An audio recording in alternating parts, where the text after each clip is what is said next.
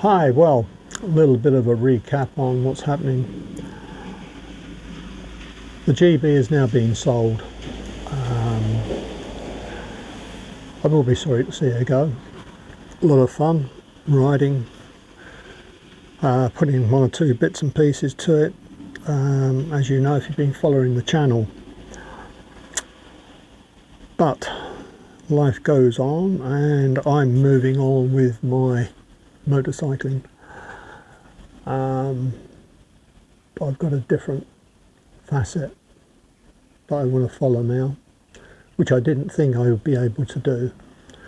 In fact, as most of you probably know, I didn't think I would be getting on a bike again not that long ago, but things have changed dramatically.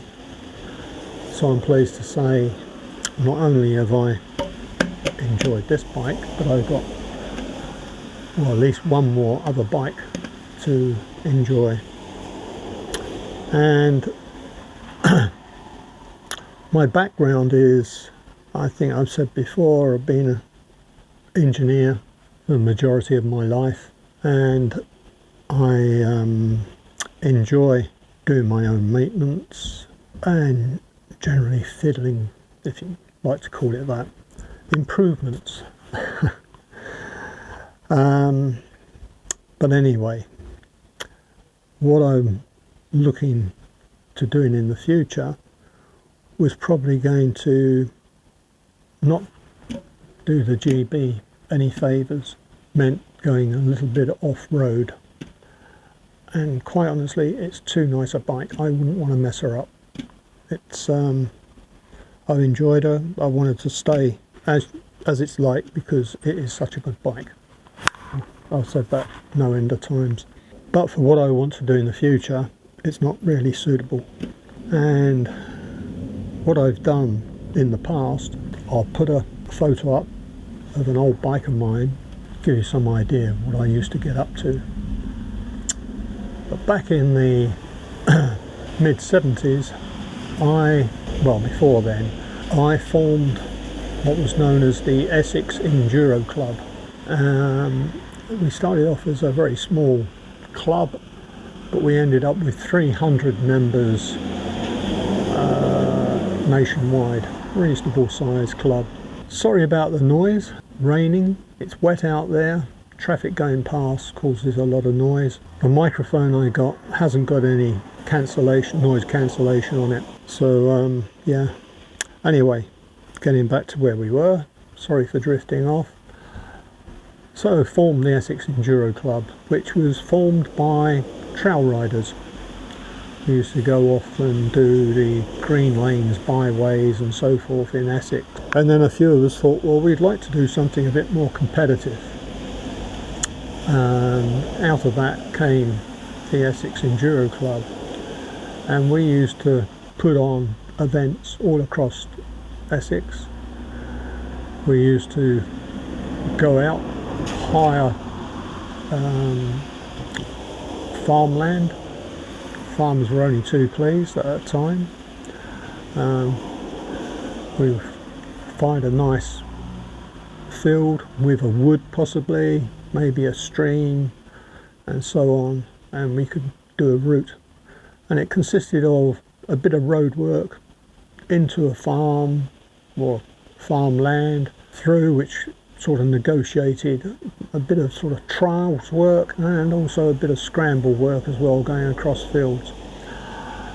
And then you'd move on to the next section, and it was very successful, say 300 members. We had members from Wales, Scotland, all over, so that was very good.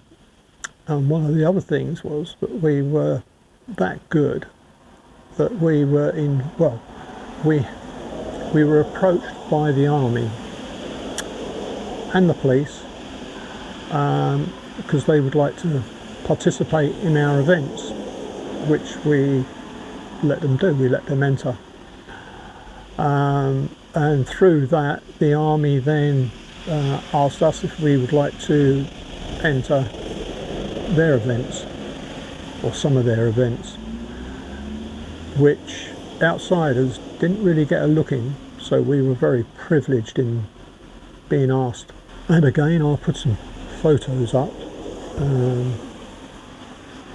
I've got lots more, but it's a case of finding them. But that's what we used to do.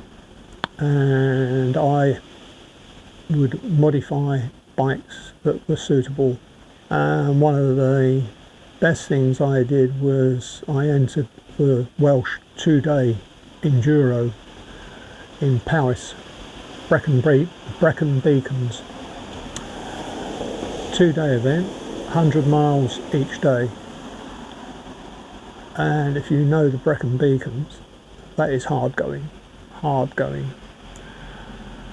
In fact, we had a tragedy. We had one of the participants actually died. He died on his bike. We were crossing a open space, going at a fair lick across this field, and he just folded up across the handlebars. He had a heart attack. Very sad. But it was strenuous, to say the least. I didn't, I did the first day, couldn't do the second day because the flywheel on the bike came disengaged. I couldn't repair it on site, so I was out. But I did the first day. Somebody else who did that as well, and they were out on the second day. Couldn't do the second day was Frank Melling. Frank Melling was an independent motorcycle journalist back in the 70s, 80s and into the 90s. And if any of you may recognise the name, he's written a couple of books, and one of his books, which is called A Penguin in a Sparrow's Nest, it's quite an entertaining book, and in that he covers his period of doing enduros. He used to do write-ups for different manufacturers, but he was riding for Frantic, who did little 50cc bikes and 125s, and he was riding a Frantic 125, but they had problems with the gearbox giving up, and that's what happened to him. The gearbox let him down, but we were in places neck and neck. Made it very interesting, and I got his book, A Penguin in a Sparrow's Nest. So that's what I used to get up to, and I've been invited by some friends to do a little bit of light off-road, and I do mean light. I haven't got that strength to be able to compete or anything, but just a little bit of poodling, off-road, green lanes, that sort of thing. And I wouldn't put this bike through it, so that's the reason for changing them. And you will see as and when. I actually missed the bike that I thought I was going to have. So at this point in time, I'm waiting for the new owner to pick the GB up, and I will be bikeless. Hopefully not for very long. I think if you follow the channel, yes, it's all been about the GB, but if you want to follow me and what I do in the future as a mature rider, still follow this channel. As I say, it's called On the Four Winds. If you look up On the Four Winds, then you will find the channel, and you can see what I'm up to there onwards. So much appreciate it, everybody that's stuck with me so far. Appreciate it. I do have more to say, but that will be when I introduce the new bike, as and when.